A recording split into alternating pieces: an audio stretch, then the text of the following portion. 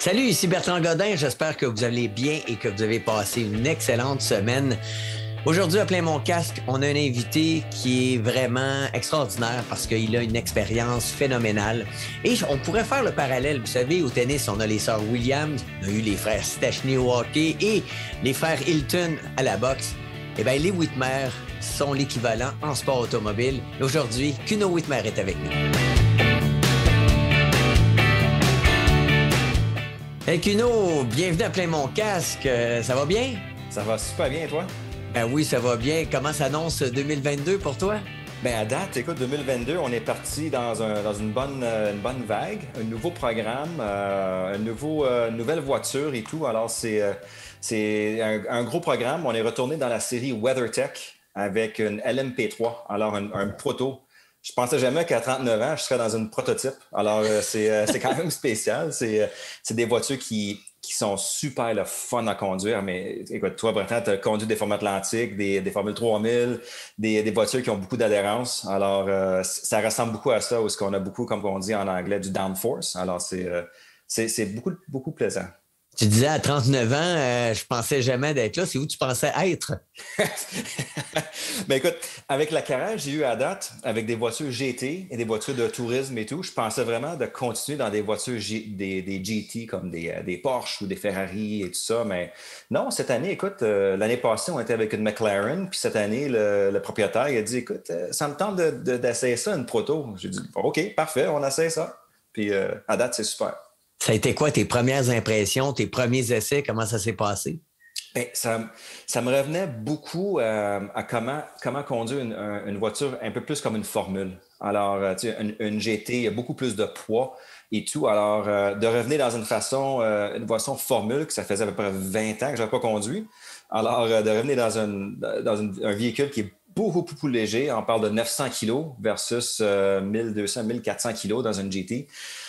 Mes impressions au début, c'était « wow, ça colle, ça n'arrête pas de coller. » Puis les forces G continuent à monter. 2G, 3, 3.5G, c'est comme « bon, et où la limite? » Puis la tête qui est collée sur le côté opposé. Alors, il fallait vraiment que je travaille beaucoup le coup dans la saison morte. Là. Alors, c'est vraiment quelque chose.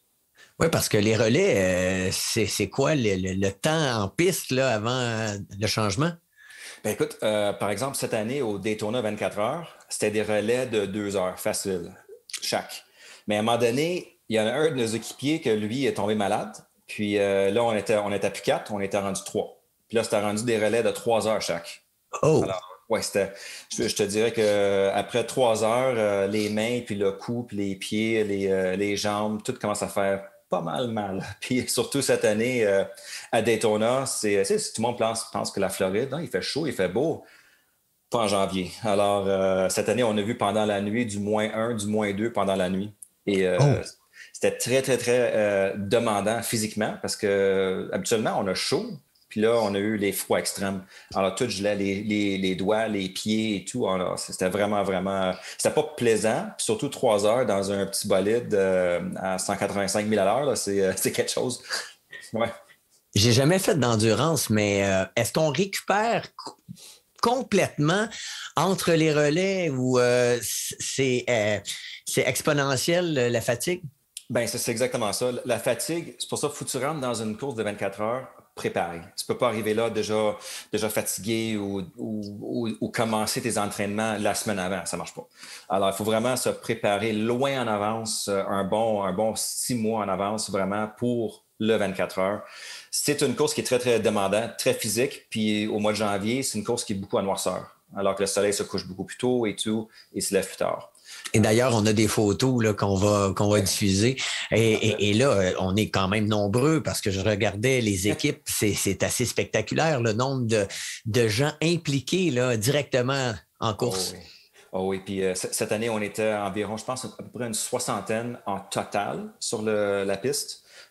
Dans notre catégorie, je pense qu'on était 11 ou 12 véhicules dans la catégorie. On a fini 4e. Alors, c'est quand même... On était aligné pour un podium, puis à peu près avec environ 2 heures à faire. Il y avait un cardan arrière qui a complètement fendu en deux.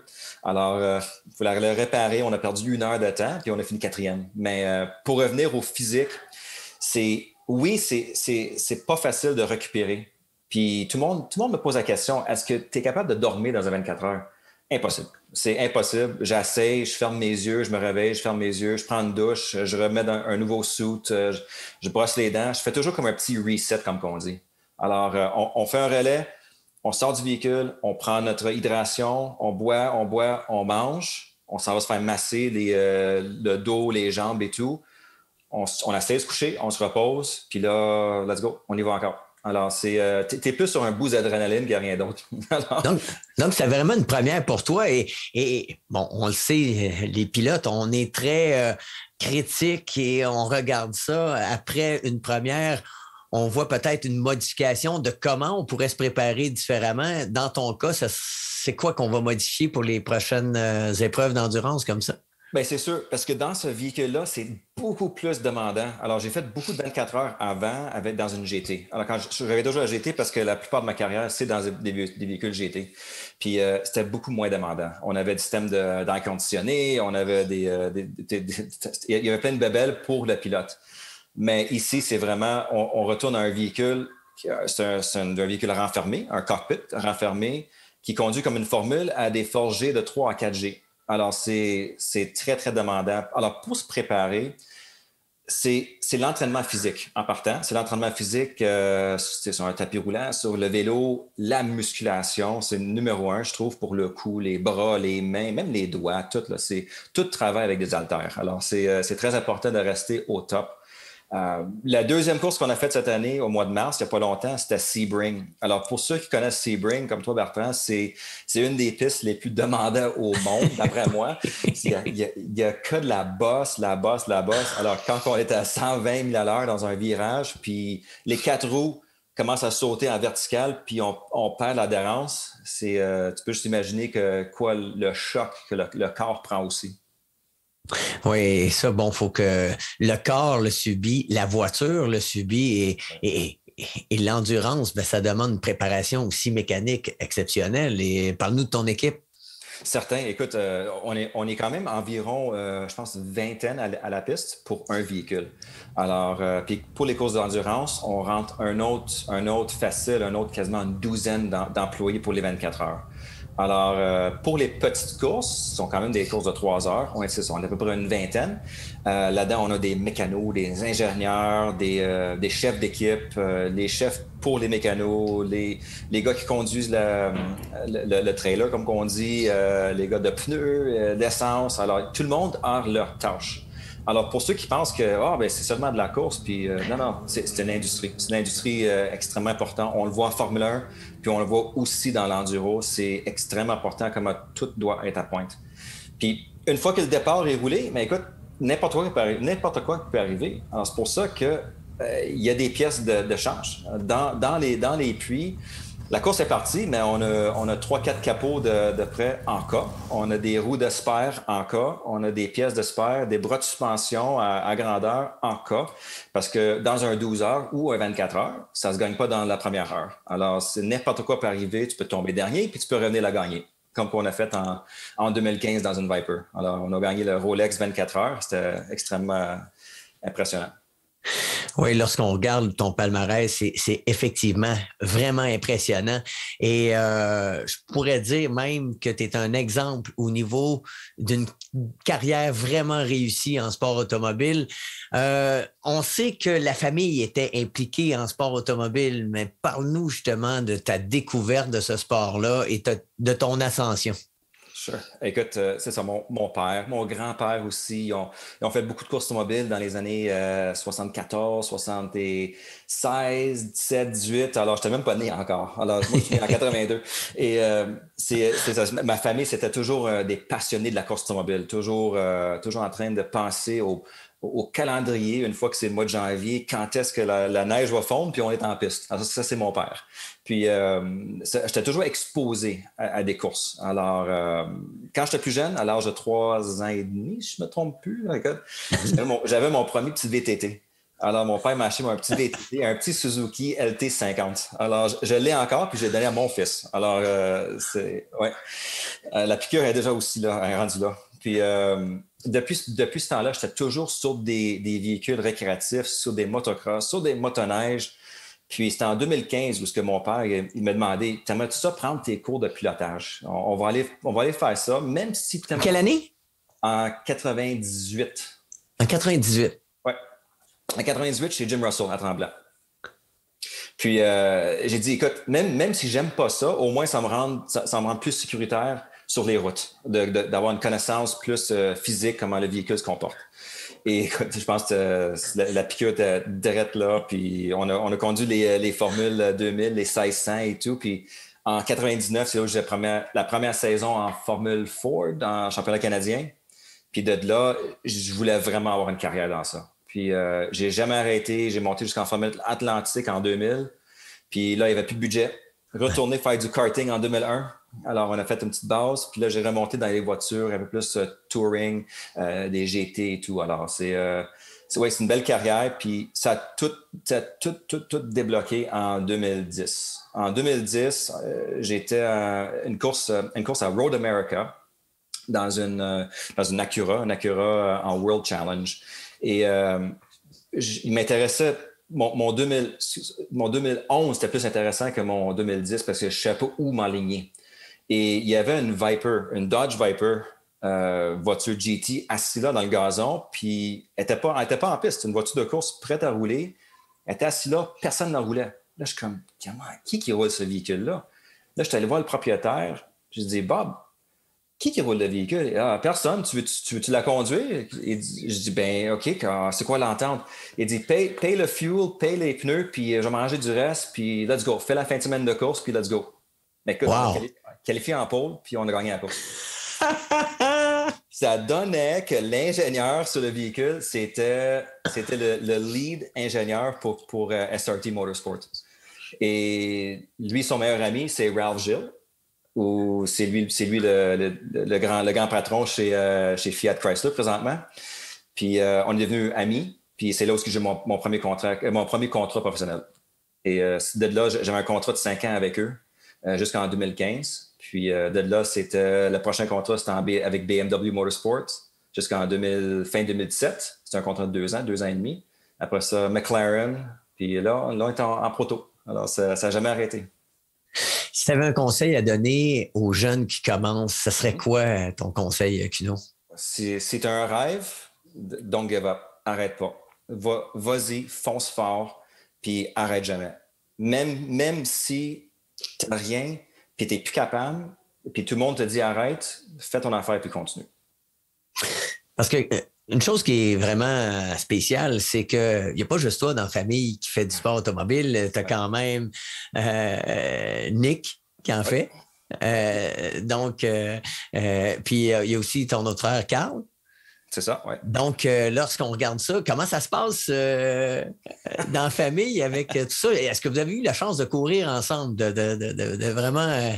lutter un contre l'autre? Oh que oui. Écoute, puis on est 3 frères. Il y a Nick, Carl, puis son jumeau, Kurt. Alors, on est 4 garçons à la maison, puis les quatre ont course. Alors, moi, j'étais en prototype. Nick est dans des GT avec BMW. Carl est avec une Acura, une Honda TCR, une voiture touring en IMSA aussi. Puis Kurt, lui, fait le championnat du Québec. Alors, je peux te dire que les soupers de Noël puis les rencontres familiales, il y a beaucoup de comme on dit, du back and forth avec la famille, qui est plus rapide dans la famille. Ça n'a jamais arrêté puis ça va continuer. OK, vous ne chantez pas des airs de Noël, vous autres, là? Oh non. Et en plus, mon père, il court aussi. Alors, mon père est aussi en piste cette année, il a 65 ans, puis c'est lui le plus gros bébé, comme qu'on dit. Puis... Puis en 2004 et 2005, si on revient un peu plus loin, c'est là où j'avais l'occasion de piloter sur la même équipe que mon frère Nick. Puis c'était dans le championnat Honda Michelin. Puis on a piloté contre. Écoute, on s'est rentré dedans je ne sais pas combien de fois. On a perdu des pare-chocs en piste. On a lutté pour le championnat. Finalement, c'est moi qui l'ai battu. Mais écoute, Oups, excuse Nick, mais non. Correct. On s'entend super bien. En bout de ligne, on se donne beaucoup de conseils, même des contacts. Moi, j'ai beaucoup de contacts que j'essaie là, de monter mes jeunes frères avec moi. C'est ça qu'il faut faire. Ben, j'ai eu la chance, à une occasion, de pouvoir courir, je pense que c'était en demi-Michelin. Et je regardais... non, c'était un World Challenge. En tout cas, bref, ton frère, il avait l'air d'un gars qui s'apprêtait à manger un gâteau d'anniversaire. Là. On sent qu'il était affamé là, d'embarquer derrière le volant et, et de se donner à fond. Mais tes idoles, tu as eu quand même plusieurs idoles, j'imagine. Tu suis le sport automobile. C'est quoi les séries que tu suis le plus? Ah, écoute, c'est sûr que moi à l'âge de 15 ans, 14-15 ans, c'était toujours la Formule 1. Tu sais, la Formule 1, pour nous, je pense que c'est la plus grosse forme de course automobile qu'on peut avoir sur niveau global. Puis c'est tellement impressionnant à chaque année. Qu'est-ce que les pilotes ils font? Qu'est-ce que les écuries font avec les véhicules? Et comment la technologie, elle avance à un pas incroyable. Plus rapide que des F22, plus rapide que n'importe quoi. Et mon idole, au début, c'était toujours les Senna, les Michael Schumacher. C'était toujours eux au début. Les Gilles Villeneuve, ça, c'était primordial. C'était vraiment eux au début. Pourquoi? Parce que j'ai grandi un peu dans la même façon. J'ai grandi, là, comme j'ai dit, j'avais 40 ans bientôt, mais au début, c'était eux que je suivais sur la télé. Quand j'étais plus jeune, peut-être pas Senna au début parce que j'étais encore trop jeune, mais Michael Schumacher, les Ferrari contre les Williams, contre McLaren, avec Mika Hakkinen. C'était toutes des idoles pour moi. C'était des gens... Moi, je voyais ça comme des compétiteurs, des fous en piste qui allaient contre wheel to wheel. Puis c'était comme... Pour moi, moi, je veux faire ça, mais le niveau de respect qu'il y avait contre eux, je voulais toujours avoir ça aussi. Alors, toujours être un gentleman quand je suis pas dans le véhicule, puis... Un peu comme toi, Bertrand, tu es toujours un gentleman quand tu es à l'extérieur du véhicule. Alors, je pense que ça va plus loin que quelqu'un qui est extrêmement rapide puis il n'est pas parlable. Alors, c'est quelque chose qui est très, très important pour moi. Alors, c'est pour ça que les gentleman drivers, comme on dit, c'était quelque chose de super important pour moi. Et quand on parle de gentleman, tu as vécu des beaux moments de partage durant toutes ces années. Ça serait quoi le moment là, que tu te rappelles que tu as partagé avec soit des jeunes, soit des plus vieux? Yeah, je peux dire beaucoup de fois. Une qui me saute en tête tout de suite, c'était en 2011 sur une Viper. Puis c'était en qualif. Et mon équipier, on roulait pour le championnat. Moi, je roulais plus pour le championnat. Lui, oui. Puis, à un moment donné, en qualification, lui, il a perdu les freins. Puis, il est rentré complètement dans le mur à 160 000 à l'heure. Puis, le véhicule complètement détruit. Impossible à réparer pour la course la journée même. Puis, moi, j'avais qualifié 9e. Puis, moi, je n'étais même plus dans le championnat. Il restait 2 courses à faire. Là, j'ai dit, écoute... moi, je me sentais mal. Lui, il roule pour le championnat. Il n'a pas de véhicule. Il est en santé. Il peut aller bien. Là, je me suis assis avec lui. Je lui ai dit, écoute, prends mon véhicule. Prends-les. Wow. Prends-les. Go. Prends-les. Tu roules pour le championnat. Vas-y. On est sur la même équipe. On est des teammates. Puis il a capoté. Il a quasiment tombé à terre blanc. Je lui ai dit, non, go. Vas-y, prends-les. Puis va gagner la course. Il n'a pas gagné. J'ai dit après, pourquoi tu n'as pas gagné? Tu as ma voiture. Mais c'est correct. Il a quand même bien fait. Il a fini, je pense, je me souviens, il a fini 3e. Mais c'est du monde comme ça que j'ai toujours aimé aider. Puis je pense que c'est important. Il faut toujours redonner à Course Automobile parce que, surtout nous, les Québécois ici, on n'a pas 12 mois de course. On a l'hiver qu'on fête contre, puis on n'a pas beaucoup de circuits ici non plus, comparativement aux États-Unis ou l'Europe en plus. Puis, toi, Bertrand, tu as couru en Europe, tu as vu certains circuits qui sont pas mal incroyables aussi. Alors, puis il y a beaucoup de monde, beaucoup de pilotes. Alors, c'est pour ça qu'il faut s'entraider. Puis, là, récemment, j'ai envoyé des messages. On voit le jeune Michael Grenier en DTM. Puis, je lui envoie un message il y a 2-3 jours. Je lui dis, vas-y, fonce, puis clenche-les toutes. Puis, c'est ça qu'il faut faire. Il faut nous aider. Ah oui, c'est vrai qu'on a vraiment une belle culture de pilotes. Des talents exceptionnels. Et certains diront, ouais, bon, c'est à peu près juste la Formule 1 qui compte aux yeux du grand public. Souvent, me fait poser la question, est-ce que tu sens ça comme un échec de ne pas avoir été en F1? Toi, ta réponse, ce serait quoi? Pas pendant tout. Je suis complètement d'accord avec toi. Tu sais, la F1, oui, c'est un rêve quand on est jeune, puis on veut le faire, on veut réussir, mais on peut très bien avoir une carrière pas en F1. On peut très bien avoir une carrière. Écoute, moi, j'ai une famille. J'ai une famille, 2 enfants, une super belle famille, puis moi, j'ai une super belle carrière en course mobile. Puis je suis très, très content de ce que je suis présentement. Est-ce que tu t'attendais à ça vraiment, de pouvoir gravir les échelons lorsque tu as suivi ton cours? Parce qu'on a des angoisses dans tout ça. On veut courir et tout à l'heure, tu parlais qu'à un moment donné, on était à court de budget. Là, à ce moment-là, on se pose des questions. C'est sûr que quand t'es pas dans un contrat, comme on dit, avec une usine ou une écurie d'une année à l'autre, mais là, ça devient très difficile. Ça devient très, très difficile. Disons que la dernière course est en octobre, puis la première course est en janvier. Mais là, si tu n'as rien pour le mois de janvier, tu n'as pas de volant, c'est pas facile parce que tu sais que rendu mois de janvier, tu n'as pas de chèque de paie qui rentre. C'est ça qui est très important à savoir aussi. C'est que on court parce qu'on aime ça, mais quand même, c'est une industrie, puis on est engagé pour faire un job. Puis, c'est arrivé souvent. Je ne mentirai pas que je suis arrivé à Daytona Beach avec mon casque dans les mains, avec pas de contrat. J'ai dit, écoute, faut que je fonce, il faut que je travaille, je suis allé voir toutes les équipes. Finalement, j'ai toujours eu quelque chose parce que j'ai travaillé fort. Puis il y avait des saisons, 2018 en partant, après BMW, écoute, j'avais zéro, j'avais absolument rien. Je suis tombé avec aucun contrat. J'ai manqué Daytona, j'ai manqué Sebring. Puis là, j'ai contacté du monde. J'étais à la piste. J'ai pris l'avion moi-même. J'étais allé à la piste. J'ai parlé avec du monde. Puis ça revient à ce que je voulais dire aux jeunes. Arrêtez jamais. On ne s'assied pas sur le divan puis on dit « Ah, c'est fini ». Non. On continue. Tu fonces fort. Tu continues à parler du monde. Puis écoute, il y a quelque chose qui va sortir. Oui, c'est un investissement à 100% et naturellement, lorsqu'on répartit le temps, dans ton cas, une semaine typique de Kuno Whitmer, ça ressemble à quoi? J'aime ça mon avion aussi. Ah oui, ben oui, tu es un passionné de pilotage d'avion. Passionné, comme ça se fait pas. Une grosse piqûre là-dessus aussi. Mais disons un lundi au dimanche sur une semaine où j'ai pas de course. Alors, c'est très simple. Première chose qui arrive le matin à 6 heures, j'ai deux jeunes garçons qui viennent me réveiller agressivement avec des coussins. Alors, c'est le plus gros plaisir que j'ai. Et puis là, écoute, non, le matin, j'adore amener mes enfants à l'école. Après ça, c'est directement au centre d'entraînement. Je m'entraîne tous les matins. Et à quelle vitesse les amènes à l'école? Ah, c'est du 100 km/h.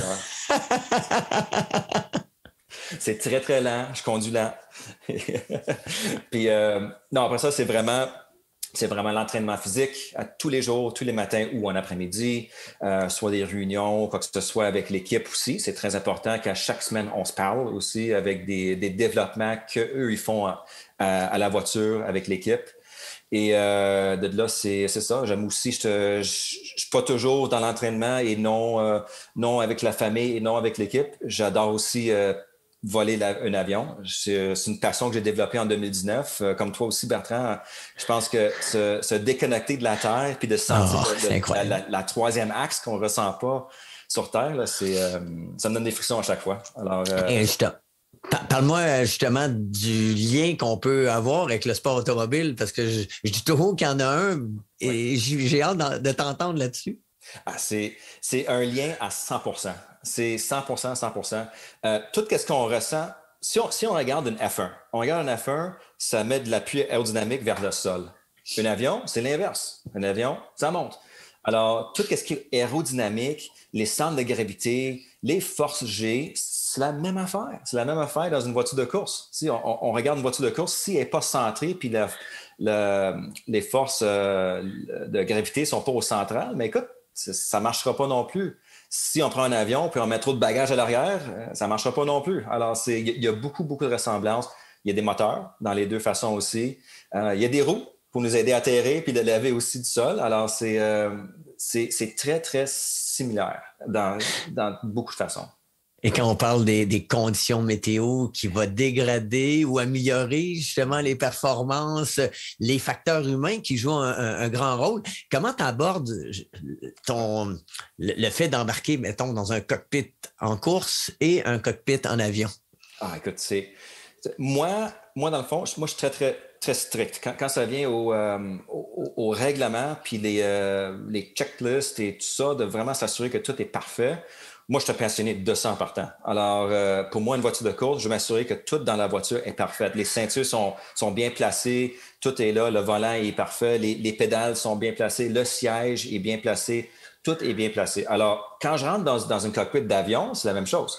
Moi, je check tous les fusibles, je check si tout est là, je check l'essence, je check s'il y a du débris dans l'essence. La météo, comme tu dis, à 95% du temps, il y a quelque chose qui change. Alors, c'est des facteurs que... Puis même, quand on rentre dans un nuage, ça ressemble beaucoup que quand on court aux 24 heures du Mans, dans la grosse pluie, pendant la nuit à 300 km/h. Alors, on ne voit plus rien. On ne voit plus absolument rien. Puis les facteurs, les oreilles, eux autres, là, commencent à se déconnecter avec la vision aussi. Alors, il y a beaucoup de facteurs humains qui sont très ressemblables. La turbulence, peut-être une petite affaire aussi, là, mais... Mais dans ta préparation, autant en aviation ouais. qu'en course, ben, la simulation joue un grand rôle. Est-ce que tu as joué à Flight Sim? Écoute, j'ai jamais joué au Flight Sim. Parce que j'ai fait tous mes cours de pilotage à Saint-Hubert, à l'école. Puis là, tout de suite, une fois que je suis sorti de l'école, je me suis acheté mon avion. Alors j'ai mon sim en vraie main. Alors, je suis assez chanceux pour avoir ma petite avion. Mais moi, je regarde ça dans une façon, se préparer pour une fin de semaine de course, c'est extrêmement cher. C'est très dispendieux si on va faire des tests en piste. On a fait les calculs rapidement il n'y a pas longtemps, puis juste un exemple, ça coûte environ 15 à 20 000 par heure à rouler une proto. C'est à peu près ça. Parce qu'on facteur le transport de la voiture, les employés, les hôtels, la bouffe, l'usure sur le véhicule, l'essence, XXX. Puis, alors, c'est très, très dispendieux. C'est pour ça que la seule chose que moi, je peux faire, c'est, oui, aller faire du kart. Je peux aller faire du kart dans un 125 ou quelque chose qui est très rapide, qui ressemble à une proto. Je peux faire de la simulation à la maison. J'en ai un sim à la maison. Je joue souvent avec pour juste me garder un peu plus, comme on dit, allumé, garder le cerveau allumé. Puis, l'entraînement physique, c'est ça qui est super important pour la course automobile. En aviation, ce que je trouve, qu'est-ce que moi, je regarde souvent, c'est à chaque matin, je regarde la météo. Je me réveille, je regarde la météo, je regarde des newsletters qui passent à travers, soit Boeing, Air Canada, des choses qui arrivent, l'industrie. Alors, pour moi, c'est pas physique. C'est vraiment pas physique. C'est vraiment non-compétition, pas en tout, parce qu'il n'y a aucune compétition. Puis c'est bon, j'aime ça. Alors, ça me relaxe un peu. Mais on pourrait-tu dire que un peu comme en course, ton premier adversaire, c'est toi-même. C'est-à-dire la remise en question, que ce soit en avion, dans la voiture de course. On ne peut rien faire pour empêcher les autres d'être rapides. On peut juste travailler sur soi pour être efficace, pour être performant. Et ça, c'est aussi vrai dans dans tes deux passions. Bien, c'est exactement ça. Si dans n'importe quelle des passions, on arrête d'être actif pendant une semaine, un mois et plus, c'est sûr qu'on va oublier des choses. On ne sera pas rapide dans une voiture de course, puis on va oublier certains règlements en aviation. Alors, c'est pour ça qu'il faut toujours rester courant. Il faut toujours qu'on essaie toujours de rester courant de n'importe quelle façon, de rester allumé à chaque fois. Est-ce que c'était un rêve de gamin, ça, de vouloir être pilote d'avion? Oui. Oui, depuis que j'étais tout jeune, ma maman m'a posé la question il y a longtemps. Je me souviens encore, on était dans la voiture, puis elle dit « Qu'est-ce que tu aimerais faire quand tu grandis? » Puis je ne savais pas c'était quoi une voiture de course, j'avais aucune idée, mais j'ai dit je voulais être un pilote. Je pense que j'avais comme 4-5 ans. Puis là, finalement, c'était vraiment la course automobile qui m'a amené où je suis présentement. Mais passionné, une fois que je me suis dit, je pense que c'était en 2012, j'ai dit, il faut absolument qu'un jour j'essaie ça, l'aviation. Il y a un respect dans ce métier-là, puis il faut que je l'essaie. Je suis sûr que ça ressemble à la course automobile. Puis en 2019, je me suis dit, écoute, let's go, il faut que j'essaye ça, amène-moi pour un petit vol. Puis une fois qu'on a décollé de la Terre, j'ai dit, that's it, fini. Je veux tout faire, let's go. Je veux tout faire. Puis ça a bien tombé parce qu'il y avait une pandémie. Puis ça, on pourrait en parler aussi avec la course mobile, comment ça a tout affecté à un moment donné aussi. Là. Puis ça a donné beaucoup de temps pour faire les cours de pilotage. Et parlons-en de cette pandémie qui a causé bien des maux de tête, pas juste au monde du sport automobile, hein, à la planète entière. Est-ce que tu as eu des craintes par rapport à tout ça? Comment ça a modifié justement ton programme? Non, c'est sûr qu'on a vu comment que ça rapporte que le monde a été ensemble. Alors, c'est vraiment impressionnant. Oui, c'était vraiment difficile. Je ne vais pas mentir. Puis on le sait tous qu'il y a des saisons de course qui ont été cancellées. La Formule 1 a été cancellée à un moment donné aussi pour X nombre de temps. Nous, mars 2020, tout cancellé jusqu'en juillet, août. Puis au point où on ne pouvait même pas croiser les douanes parce que l'équipe est basée à Toronto. Moi, j'étais à Montréal. Puis la série IMSA, ils recommençaient à faire des courses. Mais les douanes, c'était extrêmement difficile à croiser, puis de revenir, puis rester en quarantaine, puis de manquer une autre course qui était 2 semaines d'après, puis c'était vraiment difficile des deux bords. Alors, qu'est-ce qu'on a fait? Il n'y avait pas de course jusqu'en 2021. Alors, de mars 2020 jusqu'en 2021, excuse-moi, l'équipe est restée quand même active, comme on dit. On a fait des courses ici au Canada, dans le championnat canadien, pour garder l'équipe ensemble.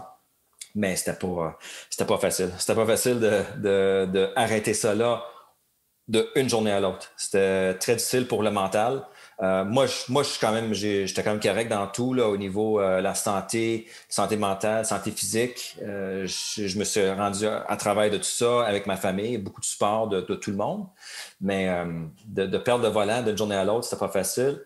Une chance que l'équipe m'ont dit, regarde, on va te garder avec nous, on va tout progresser, puis on va revenir en 2021. Alors, moi, j'avais quelque chose de prévu pour 2021. Mais tu as développé aussi le côté affaires avec certains commerces, dont un gym. Oui, exact. Alors, un projet où 4-5 de nos amis ont parti en 2018, février 2018. Puis on s'est dit, écoute, on va se mettre ensemble, on va ouvrir un gym, voir que ça a de l'air. Puis à date, c'est un super beau projet. Ça s'appelle le Centre XPN à Saint-Hubert. Et c'est un beau petit gym, à peu près 10 000 pieds carrés, avec des arts mixtes martiaux, la boxe, un salle d'entraînement complet pour monsieur, madame, tout le monde. Alors, moi, je suis un passionné de l'entraînement physique. Et mon partenaire, lui, c'est un entraîneur physique et en nutrition aussi. Alors, ça fait longtemps qu'on est amis, ça fait quasiment 10 ans qu'on est des amis ensemble. Et j'ai dit, ah ouais, non, on va partir ça. Puis au début, je faisais un peu du day-to-day aussi avec, puis on s'est beaucoup aidé. Mais à un moment donné, j'ai eu mes licences pour aller entraîner le monde aussi. Alors, j'ai fait toutes mes accréditations pour aller entraîner et aussi consulter en nutrition aussi.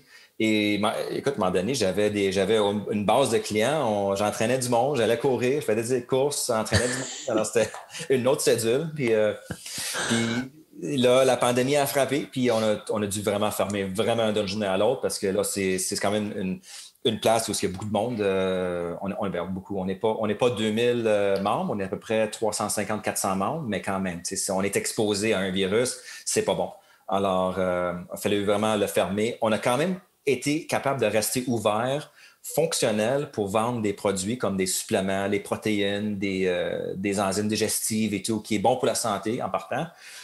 Puis aussi les thérapeutes. Alors, des physios, des kinés, des massos. Alors, tout ça, on a gardé quand même ouvert. Alors, ça, on avait le droit. Puis on a quand même passé à travers. Alors, on est chanceux. Je pense qu'on est un des gyms les plus chanceux d'avoir passé à travers. Puis c'est grâce à l'équipe. C'est vraiment eux qui ont poussé fort parce que moi, je ne suis pas toujours là pour aider le gym et tout. Alors, c'est vraiment grâce à eux, chapeau. Puis, ouais, c'est un beau projet. Vraiment, là, c'est vraiment cher. Justement, des succès d'équipe, tu en as eu, avec le gym en réussissant à se sortir de ce problème de pandémie. Mais en sport automobile, parle-nous du plus grand succès puis de la plus grande joie que tu as vécu en équipe.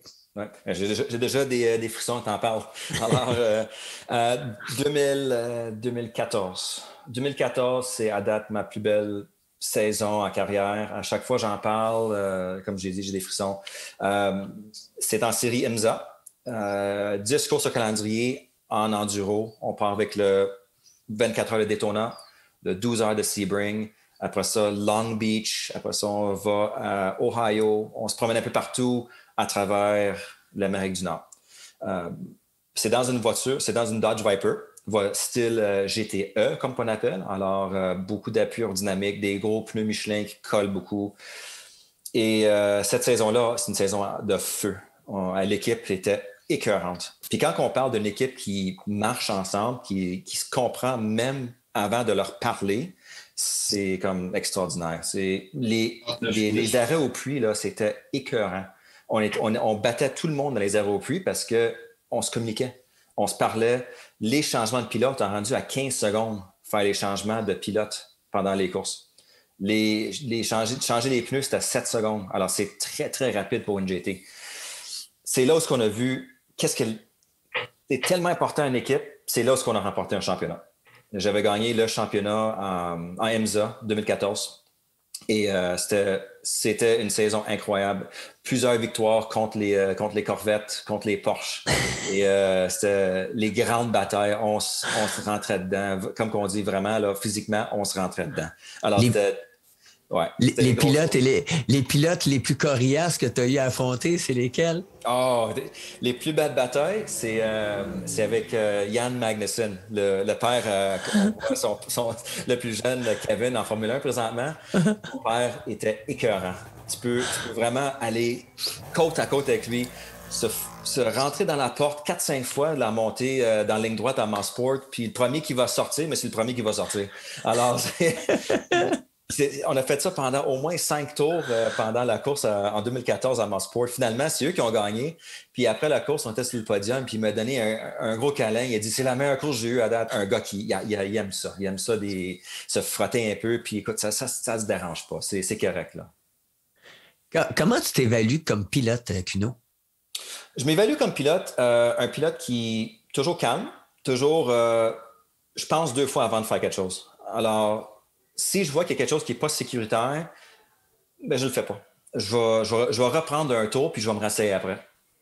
Alors, pour moi, je n'étais jamais le pilote le plus rapide au monde, mais j'étais toujours lui qui ramenait le véhicule. Alors, j'ai rarement fait des accidents. J'ai toujours ramené le véhicule.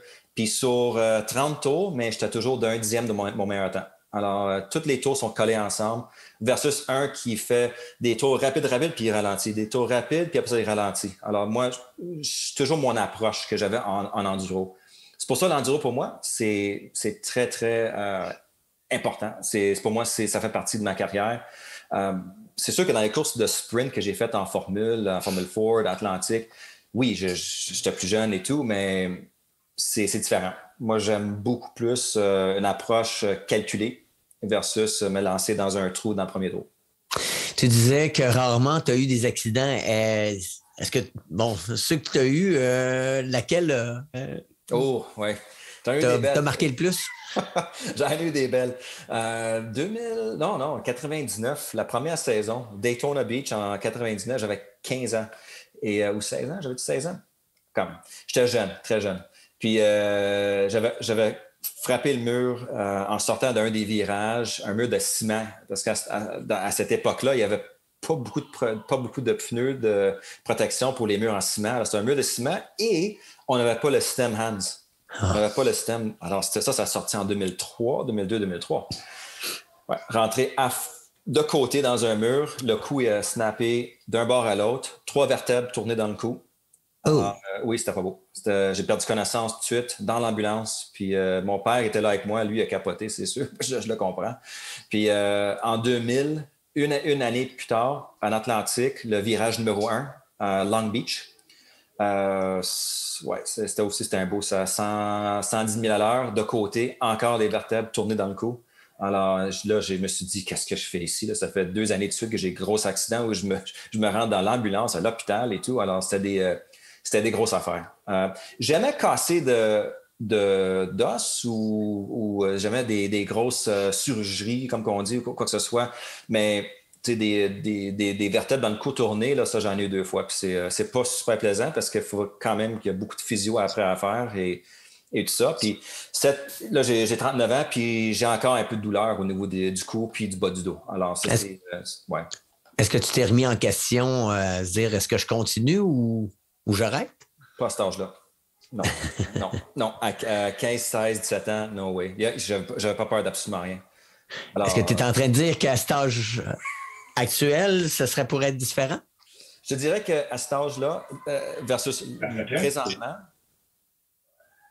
je dirais que là, avec 2 enfants à la maison, une femme, pour moi, qu'est-ce qui est plus important, c'est de faire ma tâche, exécuter ma tâche, gagner des courses, mais faire des risques calculés. Vraiment rester calculé.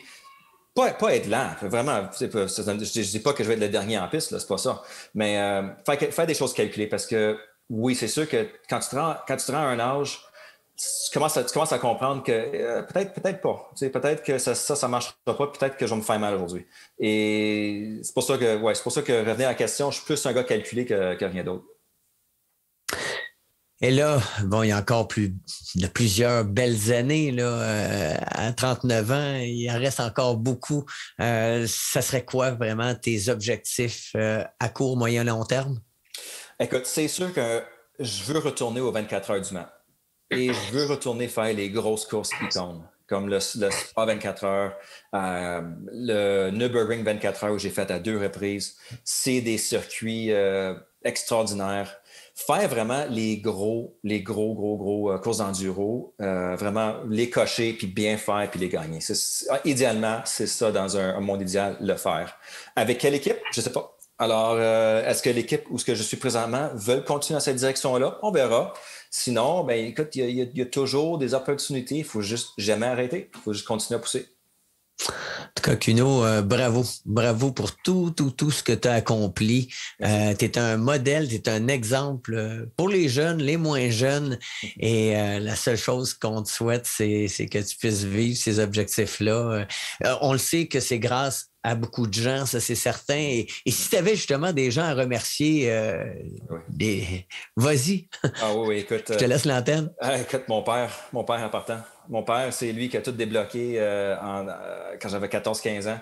C'est lui qui m'a pas poussé, mais c'est lui qui m'a ouvert les portes en disant « Tu veux aller faire des cours de course automobile? » Oui, OK, parfait. Après ça, c'est lui qui était toujours là aux courses. C'était toujours lui qui essayait de chasser un commanditaire, rentrer un commanditaire et tout ça. Alors, j'ai jamais eu d'agent de ma vie. C'était toujours lui. Alors, c'est quand on revient idole aussi, c'était toujours lui mon idole, honnêtement. Là. Alors, c'est grâce à lui. Puis oui, certains, il y a beaucoup de monde à travers la carrière, à chaque année qui m'ont aidé.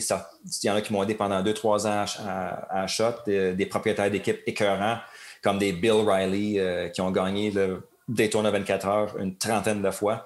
Puis effectivement, en 2015, je l'avais gagné avec lui aussi. Et tout ça. Alors, ça, c'est un autre propriétaire d'équipe écœurant. Puis je m'en souviens tout. Je ne sais pas si jamais je vais revoir du monde comme ça en course automobile. Peut-être pas. Mais c'est des mémoires. Puis c'est grâce à ce monde-là que je suis là où je suis probablement. Regarde, merci à ces gens-là et merci à toi, Kuno. Merci d'avoir été là.